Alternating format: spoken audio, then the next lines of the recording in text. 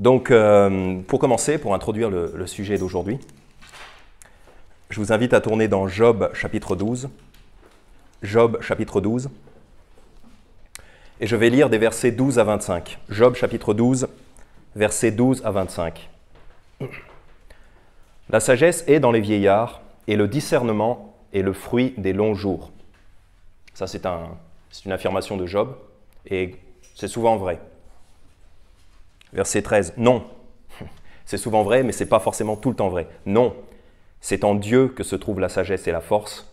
C'est à lui qu'appartiennent le conseil et l'intelligence. Voici, il démolit, et on ne rebâtit point. Il enferme quelqu'un, et on ne lui ouvre pas. Voici, il retient les eaux, et elles tarissent. Il les lâche, et elles bouleversent la terre. En lui réside la puissance et la sagesse. De lui dépendent celui qui s'égare et celui qui égare. Il fait marcher pieds nus les conseillers, il frappe de folie les juges. Dieu sait qu'on a vu ça, les juges frappés de folie, les dirigeants, les gouvernants frappés de folie. Il relâche l'autorité des rois et il serre la corde sur leurs reins. Il fait marcher pieds nus les prêtres et il renverse les puissants. Il ôte la parole aux plus assurés et il prive de sens les vieillards.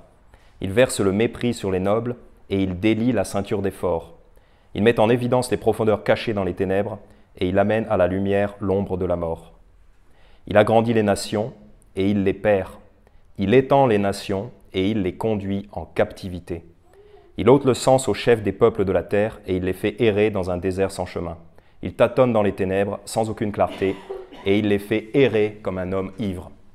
Donc là, ici, on a une description de toutes les calamités que le Seigneur peut faire aux hommes et ça, en particulier, ça a trait à la santé mentale, en fait, à la folie que Dieu peut déverser sur les hommes et aussi à la pauvreté dont il peut les affliger. Mais le verset qui m'intéresse particulièrement en guise d'introduction, c'est le verset 23. Il agrandit les nations et il les perd, il étend les nations et il les conduit en captivité. Parce qu'actuellement, c'est un petit peu ça qui tombe sur les nations avec cette crise du Covid, ces masques de partout, ces passes sanitaires dont vous avez besoin pour rentrer dans des lieux qui normalement devraient être ouverts à tous. C'est un petit peu les nations qui sont conduites en captivité dans leur propre pays par le Seigneur. Le Seigneur permet ces choses-là. Donc mon sermon d'aujourd'hui s'intitule « Le combat pour nos libertés ». Car il y a un combat pour les libertés que nous devons mener, mais il y a aussi un faux combat pour les libertés qui est contraire à la doctrine chrétienne et dans lequel il ne faut pas se perdre. Donc le sermon s'intitule « Le combat pour nos libertés » et surtout, qu'est-ce que ce n'est pas? Qu'est-ce que ce n'est pas le combat pour nos libertés? En fait, l'idée m'est venue d'un frère, donc je ne mentionnerai pas son nom parce que je ne voudrais pas le mettre mal à l'aise. Il n'est pas parmi nous, ce n'est pas quelqu'un d'entre nous, donc pas de problème. Mais c'est quelqu'un qui pourrait peut-être venir nous voir, donc je ne vais pas mentionner son nom pour qu'il puisse revenir, si jamais il voulait revenir, pour pas qu'on puisse verser de la honte sur lui. Mais quand même, il a parlé de plusieurs idées donc, qui ne sont pas correctes, qui ne sont pas convenables. Et ces idées, donc, c'était un petit peu de défendre nos droits, nos libertés, en faisant par exemple des manifestations contre le pass sanitaire, manifester dans la rue, ou attaquer au niveau juridique, attaquer ces lois iniques, certes, mais son idée c'était de se battre au niveau juridique. Il proposait aussi de former des associations, des associations de citoyens pour défendre nos soi-disant droits, pour défendre nos libertés. Et ça, c'est peut-être parce que ce frère est passionné par ces choses-là, mais sa passion prend trop de place et en fait, il a envie de faire venir sa passion pour la législation dans la vie chrétienne et dans la doctrine chrétienne, et ça, ce n'est pas acceptable. Donc c'est ça, cette démarche du combat pour nos libertés, manifester, se battre au niveau juridique, faire des associations pour justement faire reculer ces lois iniques, c'est très problématique. Alors pour plusieurs raisons. Tout d'abord, première raison, c'est un petit peu ce qu'on voit dans Job, c'est que cet emprisonnement qui tombe sur les nations, c'est ces choses terribles, cet emprisonnement des masques, des passes sanitaires qui tombent un petit peu sur toutes les nations, vient de Dieu. Cet emprisonnement vient de Dieu. Je vous invite à regarder dans Ésaïe 42. Je vous invite à tourner dans Ésaïe 42. Pendant ce temps, je vais vous lire Ésaïe 19, verset 4.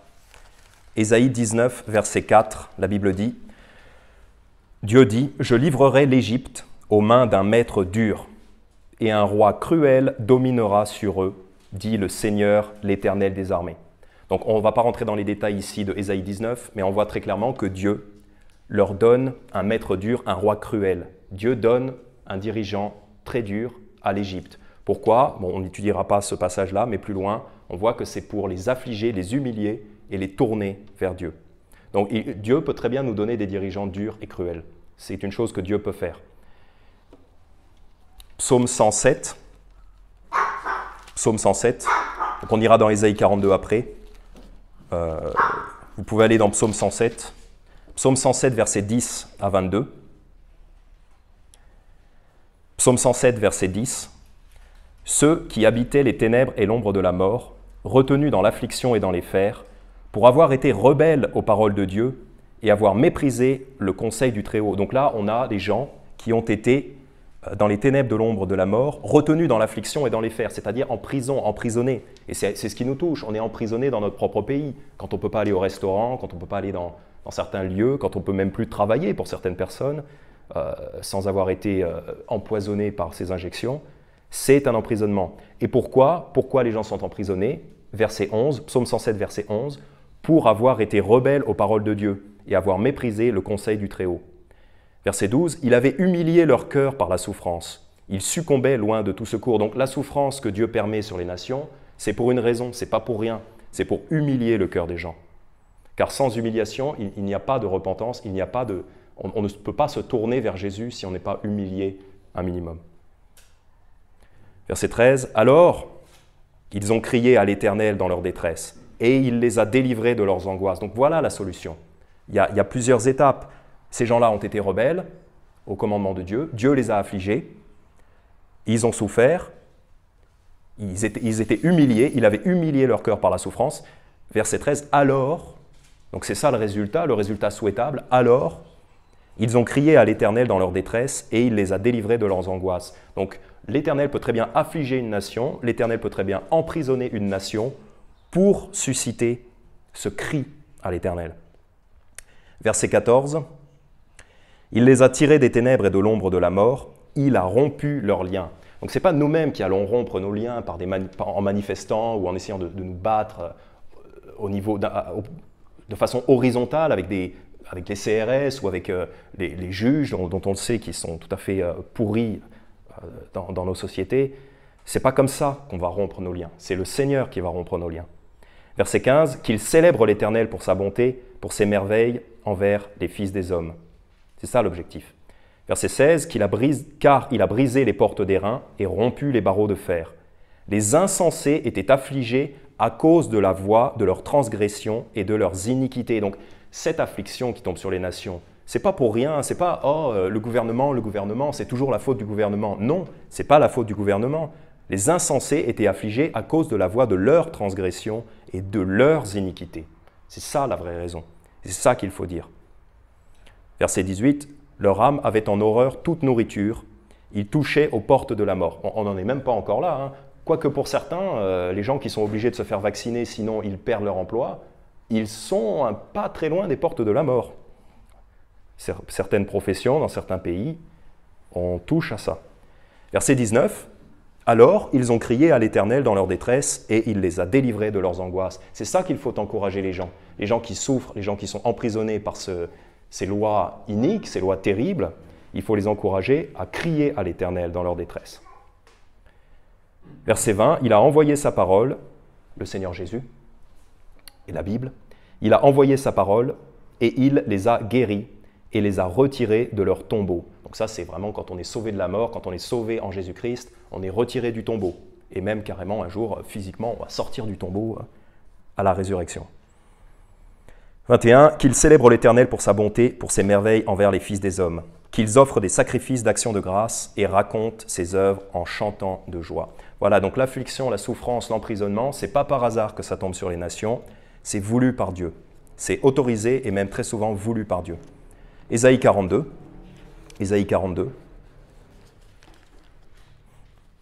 verset 21.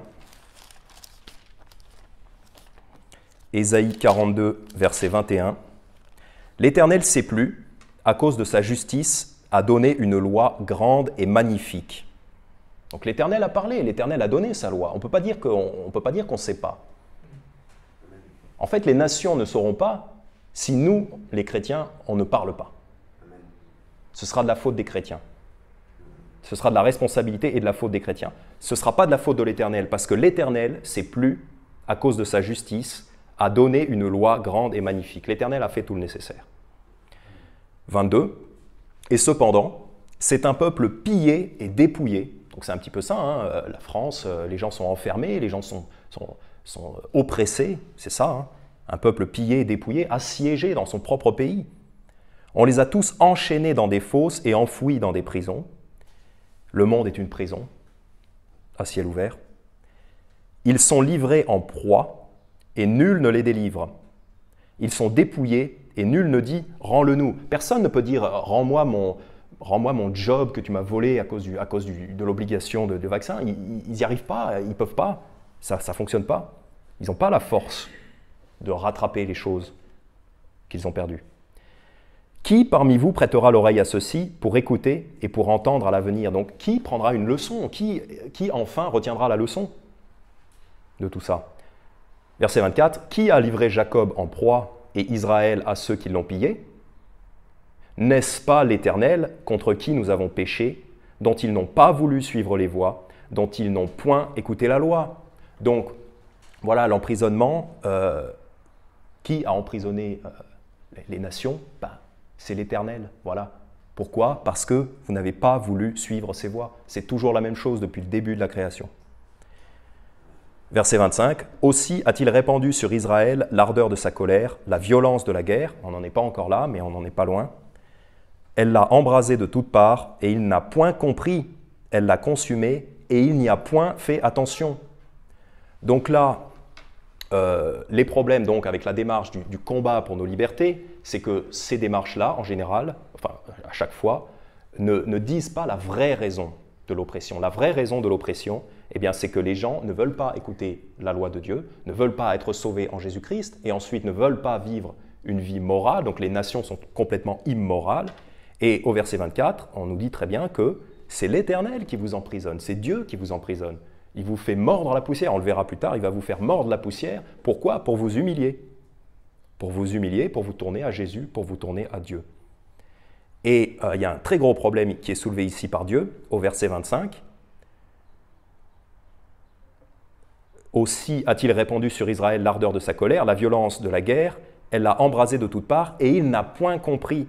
Elle l'a consumé, et il n'y a point fait attention. » Là, c'est un très gros problème, parce que les gens, ils subissent ces choses-là, mais ils ne comprennent pas. Ils ne comprennent pas ce qui leur arrive. Pourquoi? Parce qu'il n'y a personne pour leur expliquer. Et ce n'est pas Alain Soral ou Ricardo ou des gens comme ça qui disent des choses, certes, qui sonnent vraies, mais ces gens-là n'expliqueront pas pourquoi la colère de l'Éternel, l'emprisonnement de l'Éternel tombe sur les nations. C'est un gros problème. Et ça c'est notre rôle à nous.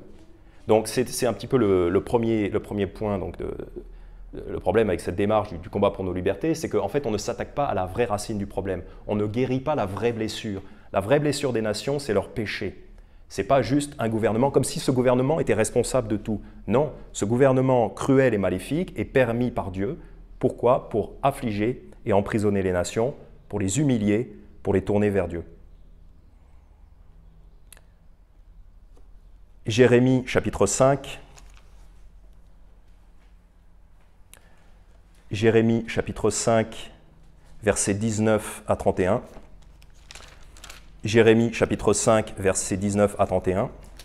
C'est un passage qui décrit très bien les nations occidentales, on va dire, mais grosso modo, ça décrit toutes les nations. Là, on est vraiment très très avancé dans l'horreur et dans la barbarie dans nos nations. Donc, vraiment, à beaucoup d'égards, je trouve que la société moderne française, américaine, même suisse, est pire que ce qui est décrit dans Jérémie. Jérémie chapitre 5, versets 19 à 31. Parce que le Seigneur ne parle pas vraiment de toutes les horreurs qui se font derrière les portes closes.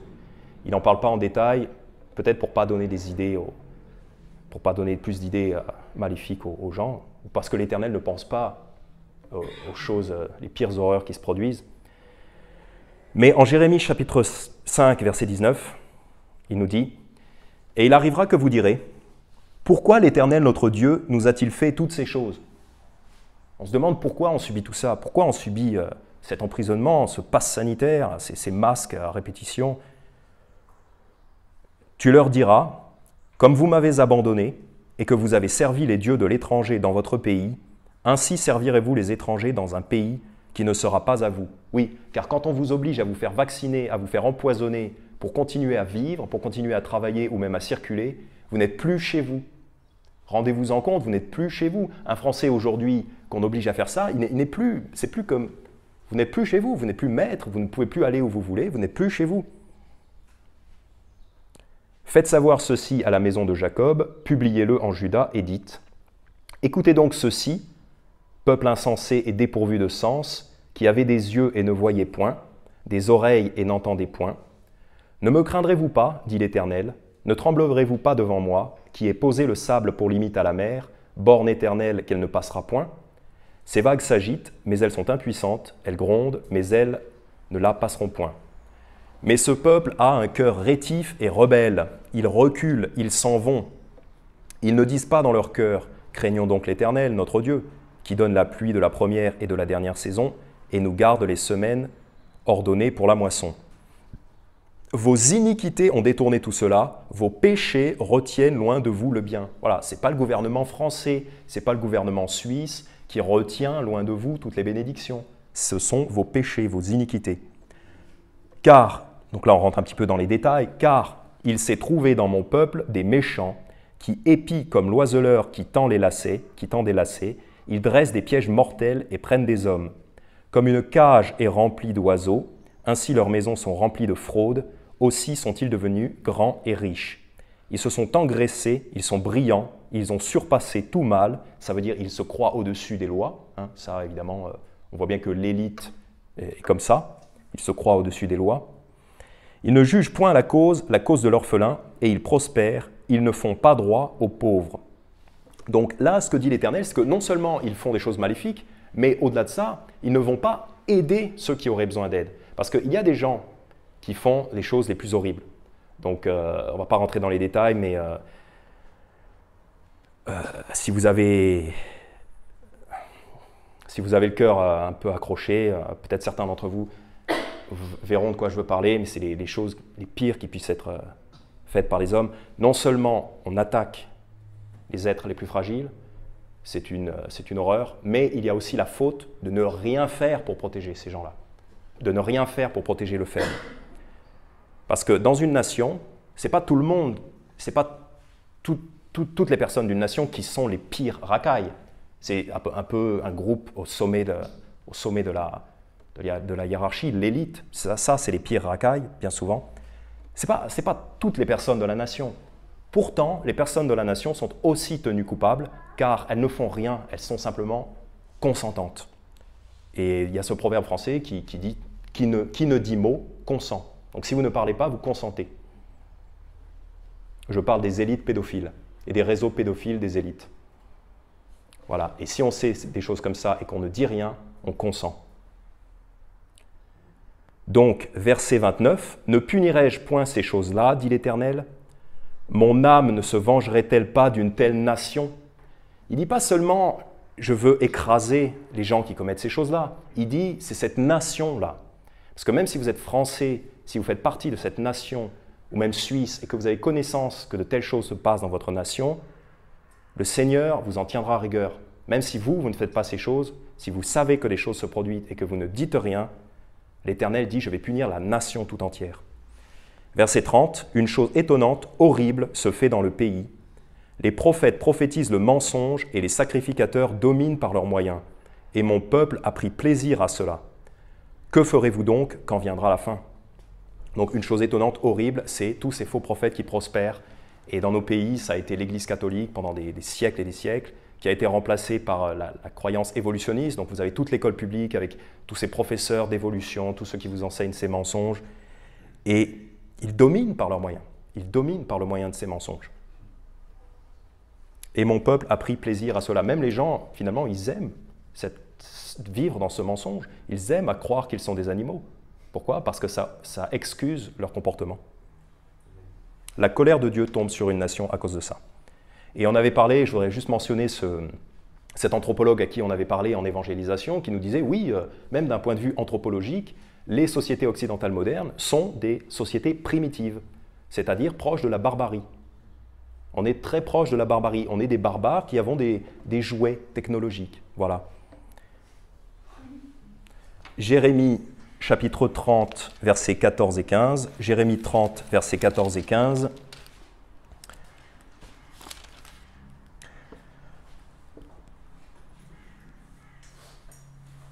Jérémie 30, verset 15, plutôt. Jérémie 30, verset 15. « Pourquoi cries-tu pour ta blessure? Ta douleur est incurable. C'est pour la grandeur de ton iniquité, parce que tes péchés se sont accrus, que je t'ai fait ces choses. » Et ça, c'est l'Éternel qui fait ces choses-là à son peuple et qui fera aussi ces choses-là aux nations à cause de la grandeur de leur iniquité. Et c'est à nous, les chrétiens, d'avertir les gens concernant l'iniquité. Donc c'est le problème de ce combat pour les libertés, c'est que ce combat pour les libertés, ce soi-disant combat pour nos libertés, ne s'attaque pas à la racine du problème. Parce que ce n'est pas comme ça qu'on va guérir la blessure. Cette blessure est incurable.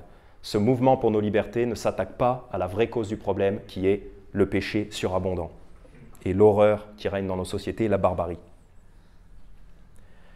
Deuxième problème avec ces mouvements, c'est que... Alors, pour continuer sur ce thème-là, Lamentation chapitre 2. Lamentation chapitre 2. Donc, vous vous associez en fait à des gens qui sont limite des faux prophètes. Vous vous associez à des gens qui sont limite des faux prophètes. Tout à l'heure, je mentionnais Alain Soral, bon, pour ceux qui le connaissent. Ricardo aussi, c'est un... Voilà. Je ne crois pas que ces hommes-là vont tellement pousser de fausses religions, mais ils ont une spiritualité. Car tout le monde a une spiritualité. Et ils attirent des foules avec eux, ils attirent des gens, ils ont une écoute, ils ont une audience, mais ils ne vont pas leur donner la vraie solution. Ils ne leur donneront pas la vraie solution. Lamentation chapitre 2, verset 14. Lamentation chapitre 2, verset 14. Donc voilà le problème de ce mouvement. Mouvement pour les libertés. Je m'adresse à toi, mouvement pour nos libertés. Tes prophètes, Lamentation 2, verset 14, tes prophètes ont eu pour toi des visions mensongères et vaines. Ils ne t'ont point découvert ton iniquité pour détourner ta captivité, mais ils ont eu pour toi des oracles de mensonges et d'égarements. Donc le problème qui est soulevé ici, c'est que les prophètes ne leur ont pas découvert leur iniquité. Ils ne les ont pas informés quant à la méchanceté de leurs actions et quant à la méchanceté des actions de leur nation. C'est comme ça qu'ils auraient pu les délivrer, les sauver. C'est ce qui est dit ici. Ils ne t'ont point découvert ton iniquité pour détourner ta captivité. Parce que s'ils leur avaient découvert leur iniquité, s'ils les avaient informés de leur péché, peut-être que ces gens auraient pu s'en détourner. Peut-être. C'est arrivé que des peuples écoutent l'Éternel. Et on est là pour en témoigner. Nous, le groupe chrétien, on est là pour en témoigner. Il y a des gens qui écoutent l'Éternel. Et nous, on n'est pas captifs. On est libres en Jésus. Donc voilà, le problème, c'est ça. Et ça ne détournera donc pas la colère de Dieu. Ces mouvements ne détourneront pas la colère de Dieu sur les pays. Lamentation 3, versets 25 à 50. Lamentation 3, verset 25. Bon, on va lire jusqu'au verset 40. Lamentation 3, verset 25. « L'Éternel est bon pour ceux qui s'attendent à lui, pour l'âme qui le recherche. Il est bon d'attendre en repos la délivrance de l'Éternel. » Pas la délivrance des hommes, la délivrance de l'Éternel. Il est bon à l'homme de porter le joug dès sa jeunesse. Il sera assis solitaire et silencieux parce que Dieu le lui impose. Il mettra sa bouche dans la poussière. C'est ce que je disais quand je disais que Dieu vous fera mordre la poussière.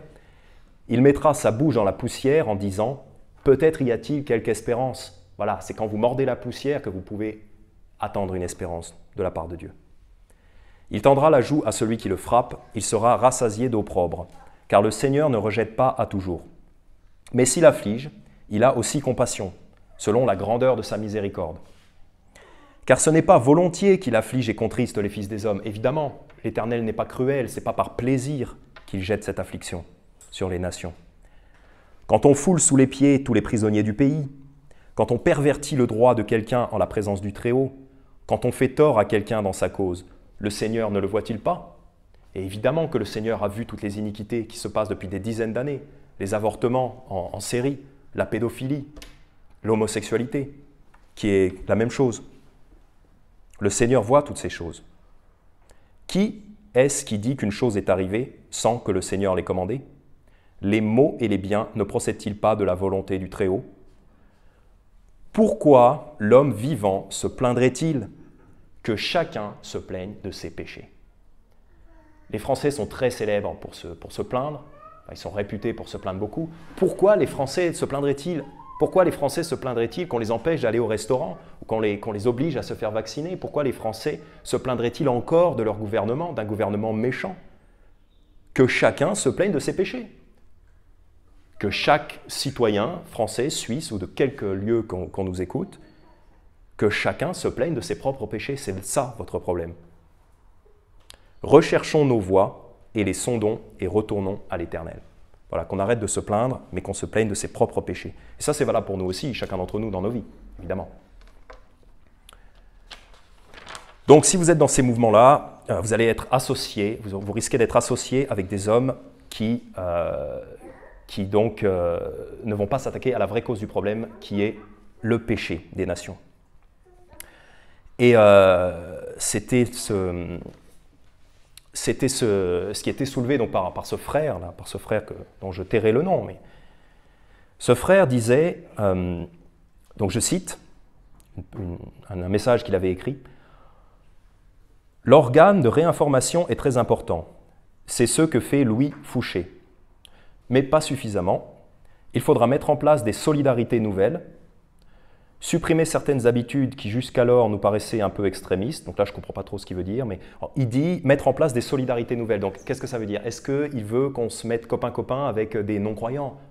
Parce que quand vous manifestez, vous êtes aux côtés des non-croyants. Quand vous faites une association de défense des droits civiques, vous êtes aux côtés des non-croyants. Donc, est-ce que c'est ça, les solidarités nouvelles que vous voulez créer? Ce n'est pas ce à quoi le Seigneur nous appelle.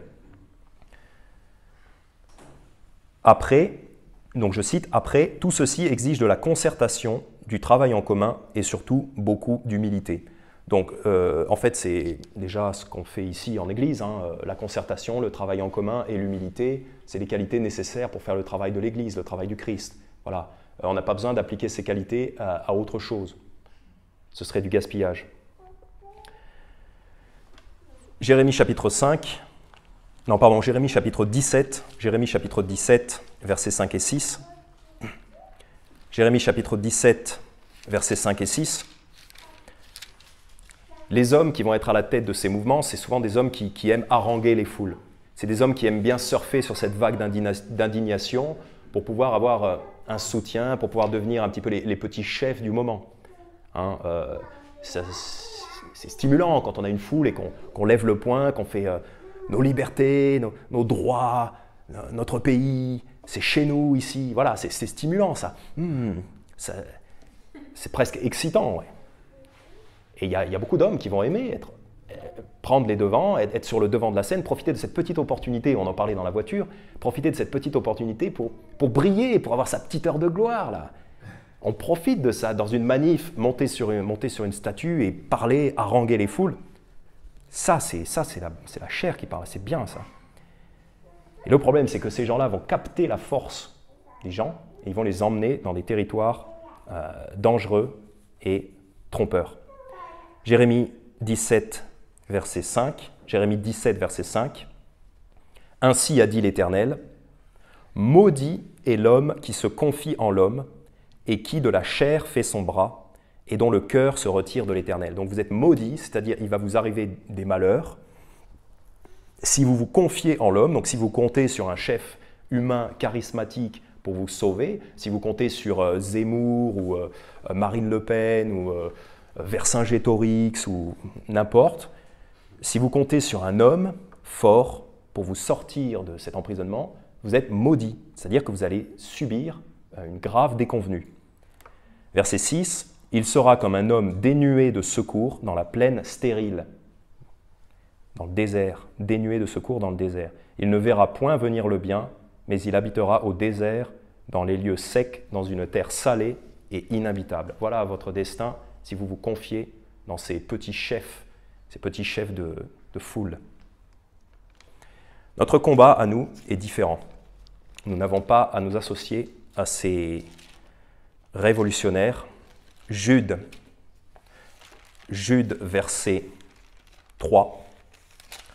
Notre combat à nous est ailleurs. Jude, verset 3. Bien-aimés, plein de zèle pour vous écrire touchant notre salut commun, j'ai jugé nécessaire de le faire pour vous exhorter à combattre fervemment pour la foi qui a été donnée une fois aux saints.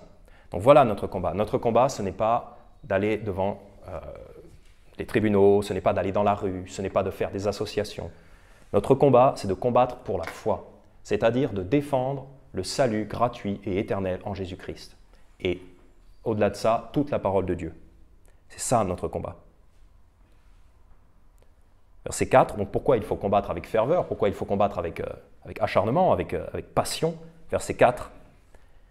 Donc ça veut dire tout simplement prêcher la Bible, prêcher l'Évangile, c'est ce qu'on fait, c'est pas compliqué. Et faire connaître à un maximum de gens le salut en Jésus-Christ et toute la Bible. Donc pourquoi, verset 4, « Car il s'est glissé parmi vous certains hommes dont la condamnation est écrite depuis longtemps, des impies qui changent la grâce de notre Dieu en dissolution et qui renient le seul Seigneur Dieu et notre Seigneur Jésus-Christ. » Donc, s'il y a des gens qui vont se glisser parmi nous, parce que c'est un avertissement du Seigneur, il y a des gens qui vont se glisser parmi nous, des faux prophètes, donc pour faire le plus de mal possible, pourquoi voulez-vous vous associer volontairement avec des gens qui ne sont pas croyants? Pourquoi voulez-vous former des groupes, des associations volontairement avec des gens qui ne sont pas croyants?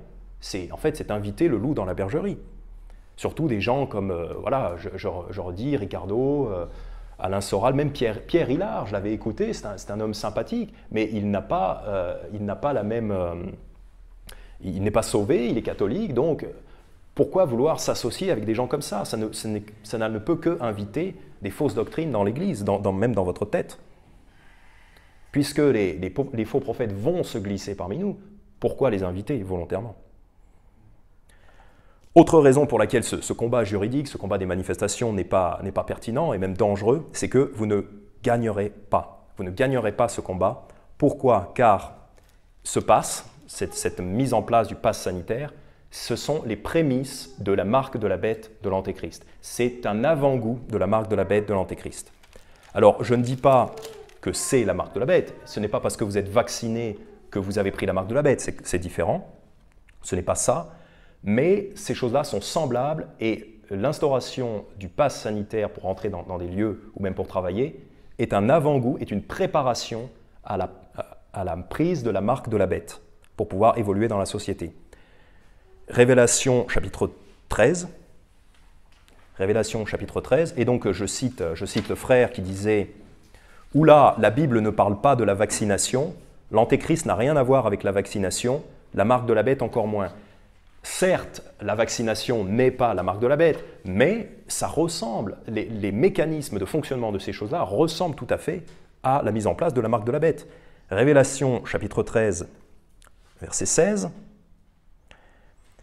Et elle faisait, donc le faux prophète, et elle faisait que tous, tant petits et grands, riches et pauvres, libres et esclaves, recevaient une marque dans la main droite ou dans leur front, verset 17, et que personne ne pouvait acheter ni vendre s'il n'avait la marque ou le nom de la bête ou le nombre de son nom.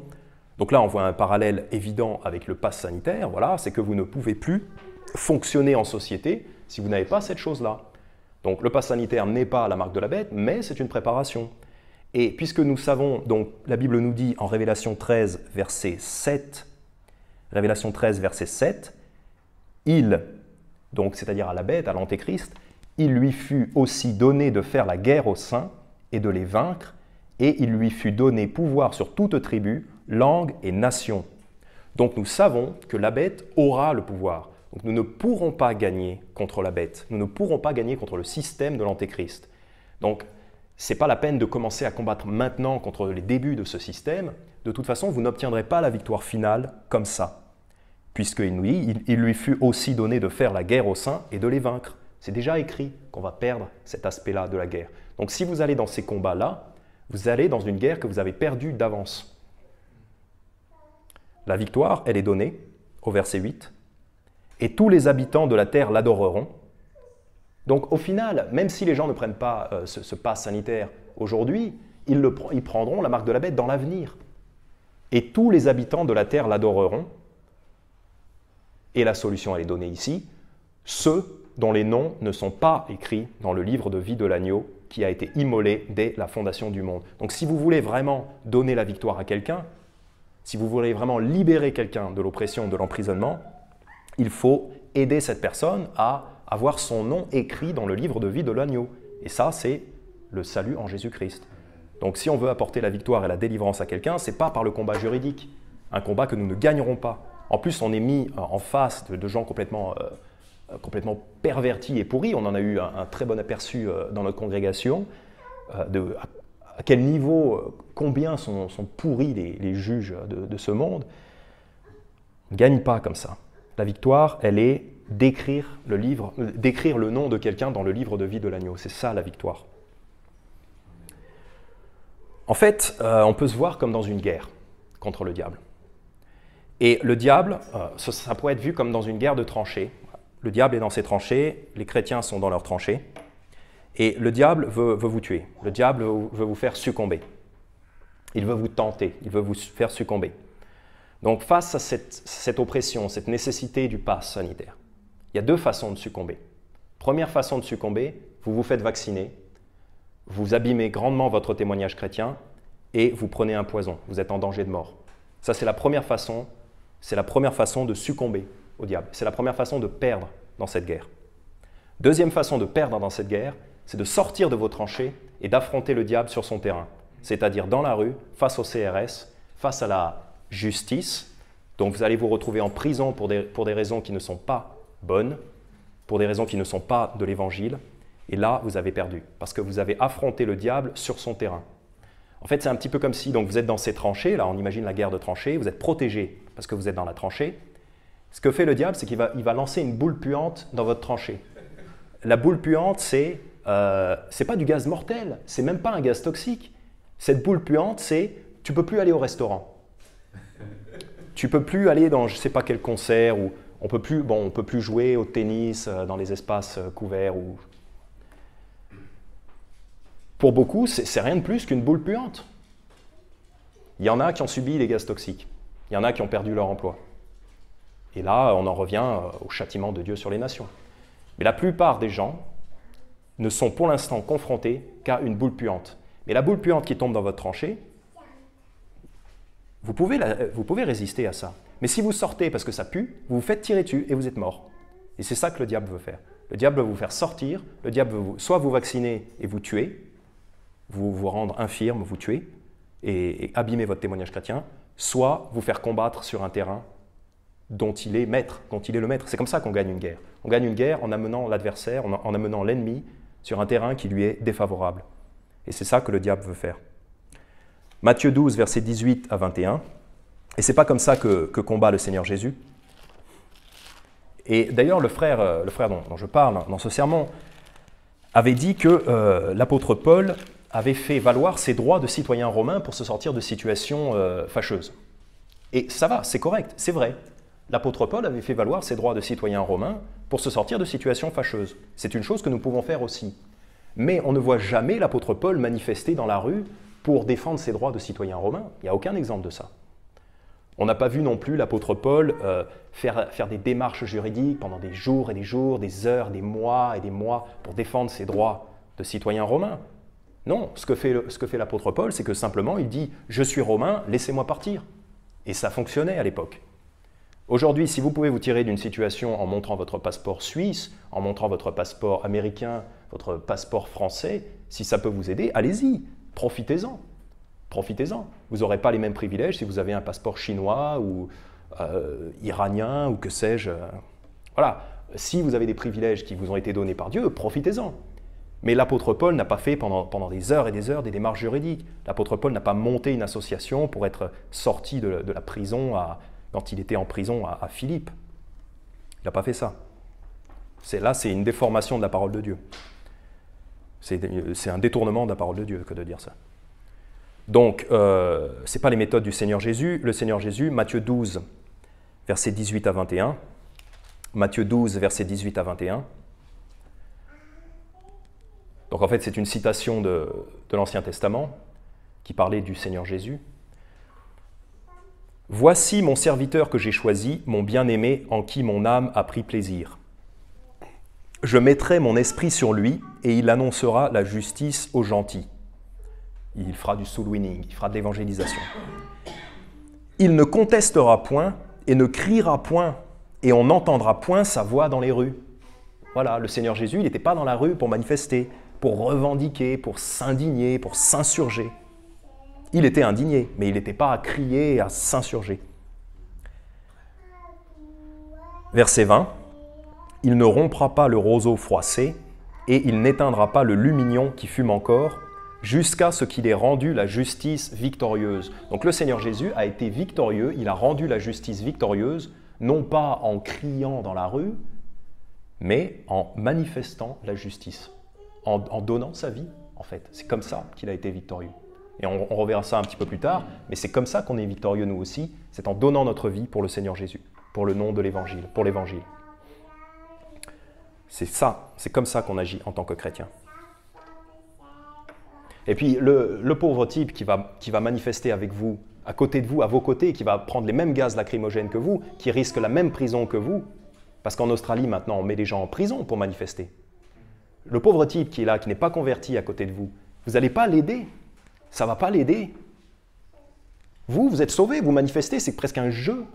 Vous jouez votre vie de façon idiote et insensée. Mais la personne qui est à côté n'est pas sauvée. Vous n'allez pas aider cette personne. Vous n'allez pas lui manifester la justice. Vous n'allez pas lui montrer la justice comme ça. Autre problème, vous détournez. Donc si vous attirez les chrétiens dans ce genre de combat, vous détournez les chrétiens du vrai combat pour la vraie liberté. Parce que ce frère avait dit, l'un n'empêche pas l'autre. Ça sonne bien, éventuellement, à première entente, ça sonne bien. L'un n'empêche pas l'autre. Donc on peut faire de l'évangélisation et aussi manifester. L'un n'empêche pas l'autre. Mais si, l'un empêche l'autre. Parce que quand vous faites quelque chose dans votre vie, quand vous dites oui à une activité, ça veut dire que vous dites non à tout le reste, en fait. Si le samedi matin, si le samedi après-midi ou le samedi matin, je vais faire de l'évangélisation, ça veut dire que je dis non à tout le reste. Si je vais manifester le samedi après-midi, ça veut dire que je dis non à l'évangélisation.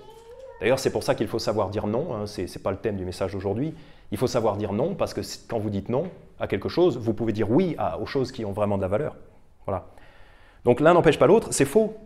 L'un empêche complètement l'autre. Soit vous faites ça, soit vous faites ça. Vous avez un nombre d'heures limité, vous avez une force limitée, une énergie limitée. Il faut choisir les choses qui ont la priorité.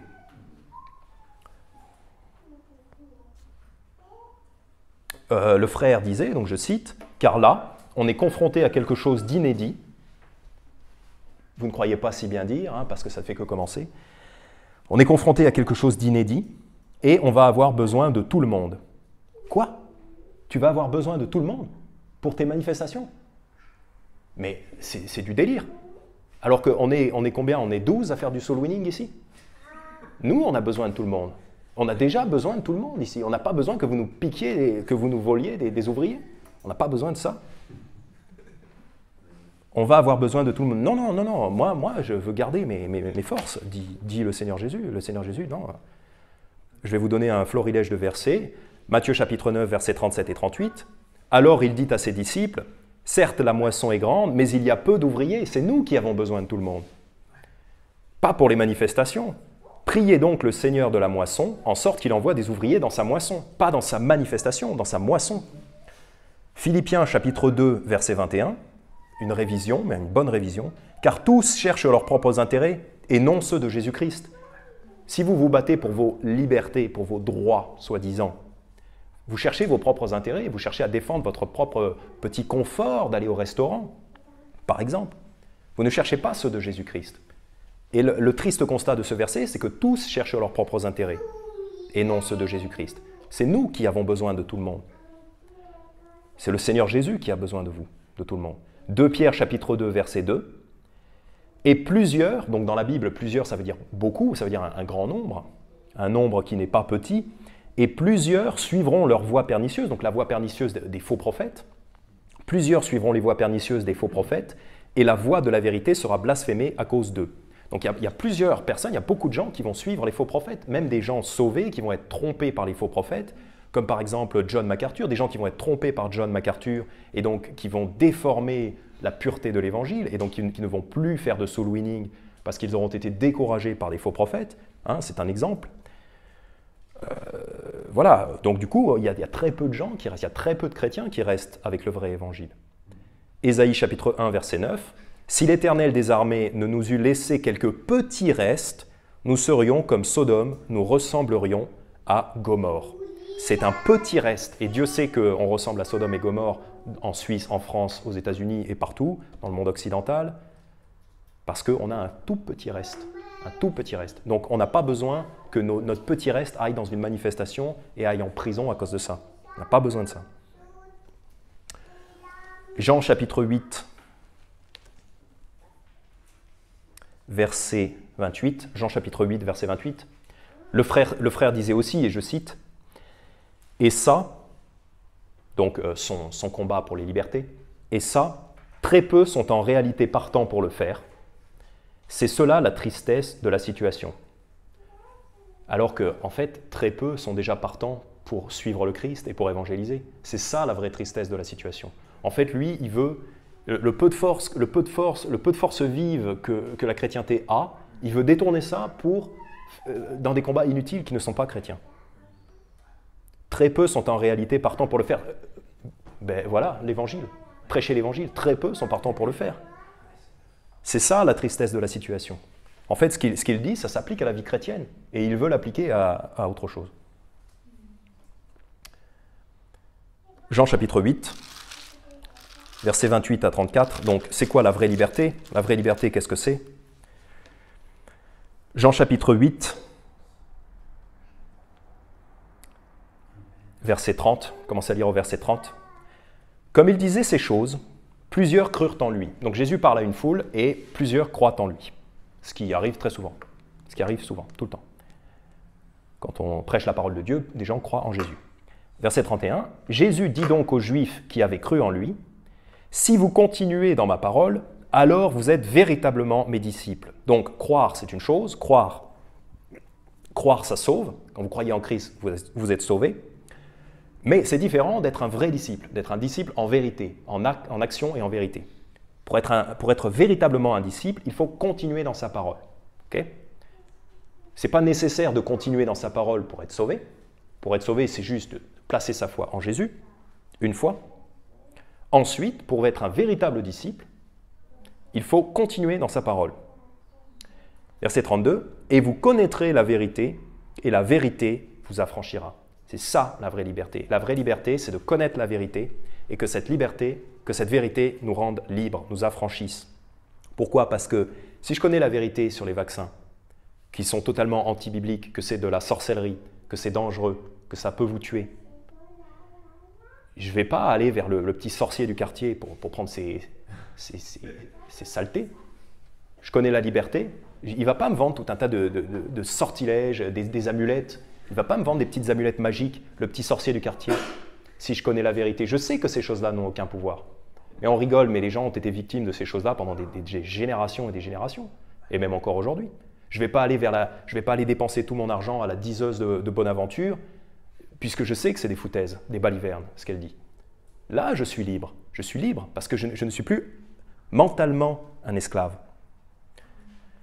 Et c'était un petit peu le sujet dans Jérémie chapitre 5. À la fin, il dit... On l'a lu tout à l'heure, mais en Jérémie chapitre 5, à la fin, il dit « Les prophètes prophétisent le mensonge et les sacrificateurs dominent par leurs moyens. » Donc le faux prophète, par ses mensonges, il domine. L'Église catholique, par leurs mensonges, a dominé. Et quand vous étiez sous l'Église catholique, quand vous aviez cette obligation d'aller confesser vos péchés à un prêtre, ou même de donner de l'argent régulièrement, ou même d'aller à l'Église régulièrement, dans l'espoir d'être sauvé, parce qu'on vous faisait du chantage, que vous iriez en enfer si vous ne faisiez pas ces choses-là, vous étiez un esclave. Vous étiez esclave de l'Église catholique, par la mentalité, par l'esprit. Et aujourd'hui, c'est pareil, vous croyez en l'évolution, vous croyez être un animal, vous êtes un esclave, dorénavant, vous êtes un esclave de votre nature animale, puisque vous n'avez aucune autre perspective. Il n'y a rien qui vous dit que vous pouvez vous contrôler, que vous pouvez vivre dignement en tant qu'être humain. Vous Vous êtes un esclave, vous êtes un animal, et on vous traite comme un animal. Et c'est le jour où vous connaissez la vérité et où vous appliquez la vérité du Seigneur Jésus que vous êtes véritablement libre. On ne peut pas enchaîner quelqu'un qui a la connaissance. Quelqu'un qui connaît la vérité, on ne peut pas le rendre esclave. D'ailleurs, il n'y a même pas que la Bible qui le dit. D'autres gens l'ont compris. C'est la vérité qui rend libre. Romains chapitre 6.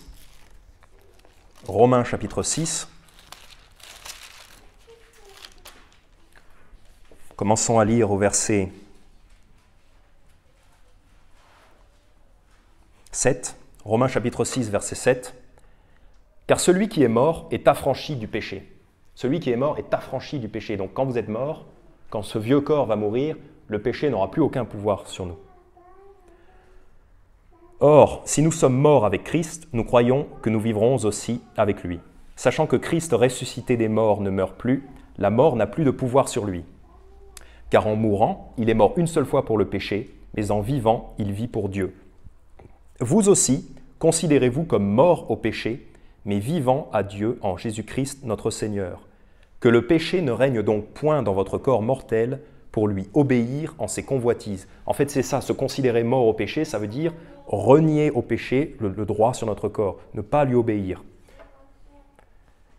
Verset 13, « Et ne livrez point non plus vos membres au péché comme instruments d'iniquité, mais livrez-vous à Dieu comme de morts étant devenus vivants, et consacrez vos membres à Dieu comme instruments de justice. » Verset 16, « Ne savez-vous pas qu'à celui dont vous vous rendez esclave pour lui obéir, vous êtes esclave de celui à qui vous obéissez, soit du péché pour la mort, soit de l'obéissance pour la justice. » Donc quand vous obéissez à votre nature charnelle qui veut commettre du péché, vous êtes esclave de ça. Ça vous conduit dans des chemins de mort qui ne vous apportent rien. Donc c'est ça le vrai esclavage. Et ces mouvements pour la liberté ne vont pas vous libérer de ça, ne vont pas vous enseigner à vivre par l'esprit. Donc vous ne serez jamais libre, vous aurez toujours cette chair. J'en reviens encore à ce malheureux Français qui est dans cette manifestation, qui a ce cri du cœur, cet instinct de survie. Parce qu'on veut le tuer, on veut lui injecter un poison mortel, on veut le tuer, on veut lui voler son travail, on veut l'expulser de son travail. Ce Français veut vivre, il a cette réaction de survie. Mais si vous ne le libérez pas en Jésus-Christ, ce Français sera toujours esclave de ses passions, de son péché. Et il finira en enfer, dans la prison ultime. Mais grâce soit rendue à Dieu, donc merci Seigneur, de ce que, après avoir été esclave du péché, vous avez obéi de cœur à la forme de doctrine qui vous a été transmise. Donc là, il parle à des chrétiens, évidemment, nous autres, les chrétiens, nous avons obéi du cœur, c'est-à-dire nous avons cru l'évangile de Jésus-Christ, et donc nous avons été libérés de l'esclavage du péché. C'est ça la vraie liberté. Donc la vraie liberté, ce n'est pas de garder son confort, ou ce n'est même pas de garder son travail, ce n'est même pas de garder sa vie. Au contraire, la vraie victoire, la vraie liberté, c'est d'abandonner son confort, de mourir à soi-même pour Christ. 2 Timothée chapitre 2, versets 3 à 5. 2 Timothée chapitre 2, versets 3 à 5. Toi donc, endure les souffrances comme un bon soldat de Jésus-Christ. Voilà, le soldat, lui, il s'en fiche de pouvoir aller au restaurant. Le soldat, il sait qu'il va souffrir, il sait qu'il va recevoir des balles. Il sait qu'il va avoir faim, il sait qu'il va patauger dans la boue, dans les tranchées. Il sait qu'il va se frotter à des barbelés comme ça, se faire arracher des morceaux. Le soldat, il le sait, ça. Il ne va pas pleurnicher parce que, voilà, en fait, il y a trop de soldats dans l'armée, il y a trop de soldats, mais ils ne sont pas assez forts. Ils sont pas assez forts en général. C'est des gens qui sortent de leur confort, de leur chauffage, de leur voiture climatisée. Voilà, on est nombreux, mais on n'est pas assez forts. Dès qu'on a un petit truc, on pleure. La vraie liberté, ce n'est pas de garder son confort. Toi donc, endure les souffrances comme un bon soldat de Jésus-Christ. Aucun homme faisant la guerre ne s'embarrasse avec les affaires de cette vie. Donc, si on vous retire votre travail, si on vous retire la liberté, Il faut savoir dire adieu à ces choses-là, si c'est nécessaire. Tant qu'on ne nous enlève pas la liberté de servir Dieu, de servir le Christ, on est soldat, on va subir des souffrances, on va subir des blessures, des atteintes et des attaques. Il faut savoir que ces choses-là vont nous arriver. Aucun homme faisant la guerre, et les femmes font cette guerre avec nous, ne s'embarrasse avec les affaires de cette vie, afin de plaire à celui qui l'a enrôlé pour être un soldat. On ne va pas essayer de se plaire à soi-même en essayant de garder nos privilèges. Ce n'est pas ça le but. Le but, ce n'est pas de nous plaire à nous-mêmes en gardant nos privilèges et notre confort. Le but, c'est de plaire à celui qui nous a enrôlés pour être un soldat, le Seigneur Jésus-Christ. Et si aussi un homme combat pour les honneurs, il n'est pas couronné, sauf s'il a combattu selon les règles. Si vous êtes dans une compétition sportive et que si c'est du saut en longueur et que vous dites « Ah ben non, je vais sauter en hauteur », ben non, vous n'aurez pas la récompense puisque c'était du saut en longueur. Okay. Et ben nous, notre course, c'est une course d'évangélisation, c'est une course de prédication de la parole de Dieu, de faire connaître au monde entier le salut en Jésus-Christ et toutes les doctrines bibliques. C'est ça notre course, c'est ça les règles. Les règles, c'est ça. Faites connaître au monde entier le salut en Jésus-Christ. C'est ça la règle. Si vous combattez selon cette règle, si vous courez selon cette règle, vous aurez des récompenses. Si vous ne combattez pas selon cette règle, si vous faites autre chose, vous n'aurez pas de récompense. Vous n'aurez pas de récompense. Et en plus, le problème, c'est qu'évidemment, on attire des frères et sœurs avec soi, évidemment. Et on fait aussi perdre aux autres des récompenses. Donc, en guise de conclusion, on va voir des gens qui ont vraiment vaincu, qui se sont vraiment libérés, qui ont gagné. Révélation chapitre 12, verset 11, les gens qui ont vraiment vaincu. Révélation chapitre 12, verset 11, ils l'ont vaincu par le sang de l'agneau. Donc ils ont vaincu le diable qui est mentionné au verset 10. Ils l'ont vaincu, ils ont vaincu le diable par le sang de l'agneau. Voilà la victoire que nous obtenons quand nous croyons en Jésus-Christ, quand nous mettons notre foi en Jésus-Christ. Nous battons le diable, nous avons la victoire sur le diable par le sang de l'agneau, par le sang du Christ. Et ils l'ont vaincu par le sang de l'agneau et par la parole de leur témoignage.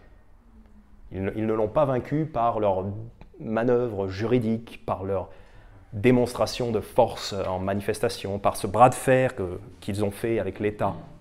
Ah, bravo, bravo. Non, ce n'est pas comme ça qu'ils l'ont vaincu. Ils l'ont vaincu par le sang de l'agneau et par la parole de leur témoignage. À chaque fois que vous témoignez du Christ à quelqu'un, vous avez gagné. Vous avez gagné votre journée, vous avez gagné votre semaine, vous avez gagné votre vie à chaque fois que vous faites ça. Et vous êtes libre à ce moment-là. En fait, en évangélisant, vous êtes libre. Vous êtes comme quelqu'un qui marche sur les Champs-Élysées.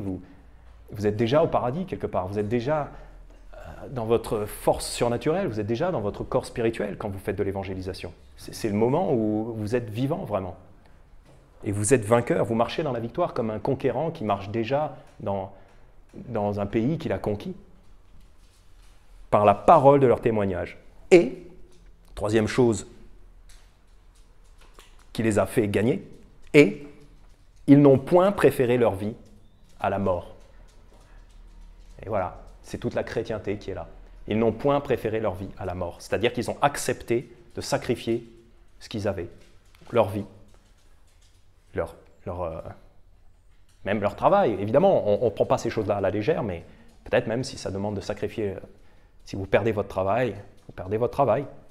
Ces gens-là n'ont point préféré leur vie à la mort. Ils sont morts pour le Seigneur Jésus et ils ont vaincu. Voilà. Je vais récapituler les points donc, en guise de conclusion. Donc, pourquoi cette démarche de combat pour nos libertés, un combat non biblique, un combat non chrétien, pourquoi c'est mauvais? D'abord parce que quand on fait ce genre de combat, on ne s'attaque pas à la vraie cause du problème. C'est que l'emprisonnement vient de Dieu à cause des péchés de la nation, justement pour pouvoir tourner les gens vers Dieu. Et c'est un très gros problème quand on n'informe pas les gens. Quand on n'informe pas les gens sur la vraie raison de leur blessure, de la blessure spirituelle de la nation. Donc, deuxième problème, c'est que vous faites association avec des hommes qui sont borderline, comme on dit en anglais, mais à limite des faux prophètes. parce qu'ils ont une forme de spiritualité, mais qui n'est pas, le Seigneur Jésus. Donc vous faites association et vous mettez votre espoir dans des hommes. Troisième raison pour laquelle ce combat est stérile et dangereux, vous ne gagnerez pas. Vous ne gagnerez pas car vous combattez contre quelque chose qui n'est que l'avant-garde du système de l'Antéchrist, qui doit gagner de toute façon. Et en fait, vous faites le jeu du diable. Quand vous sortez dans la rue contre les CRS, vous avez perdu. Vous vous battez sur le terrain du diable. Vous êtes déjà vaincu. Autre raison, c'est que vous allez détourner des frères et sœurs chrétiens du vrai combat chrétien, pour lequel il y a déjà si peu de chrétiens qui se lèvent.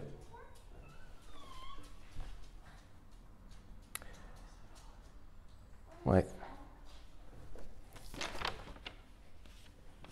Et une dernière citation de ce frère, il disait ça je l'ai déjà cité, car là on est confronté à quelque chose d'inédit et on va avoir besoin de tout le monde. Non, désolé, on a déjà besoin de tout le monde pour l'évangélisation, donc dégagez avec ces idées-là. Ça implique notamment d'accepter de faire des erreurs, de tâtonner comme un enfant, de reculer, puis de recommencer, d'accepter les moqueries des puissants et de leurs suppôts, mais de garder bien en vue l'objectif final, qu'est la conservation de nos libertés. C'est la citation du frère. Il n'a rien compris. Gardez en vue l'objectif final, qu'est la conservation de nos libertés. Vous n'avez rien compris, malheureusement, vous n'avez encore rien compris à la Bible. Ce n'est pas ça l'objectif final. Dieu soit loué. Prions, si vous voulez bien. Père Céleste, merci pour ta parole. Merci de la victoire que tu nous as donnée en Jésus-Christ. Et Père, aide-nous à rester focalisés sur les choses qui comptent vraiment et le combat qui compte vraiment. Aide-nous à ne pas disperser nos efforts et nos forces dans des combats inutiles. Et Père, nous te prions d'avoir pitié envers cette nation, envers ces nations, envers ces manifestants. Voilà, Père, d'avoir pitié envers ces gens-là et de leur permettre non pas de retrouver une vie soi-disant normale, mais Père, de leur permettre simplement d'avoir la vraie libération, c'est-à-dire d'entendre l'évangile de ton Fils Jésus-Christ. Au nom de ton Fils. Amen.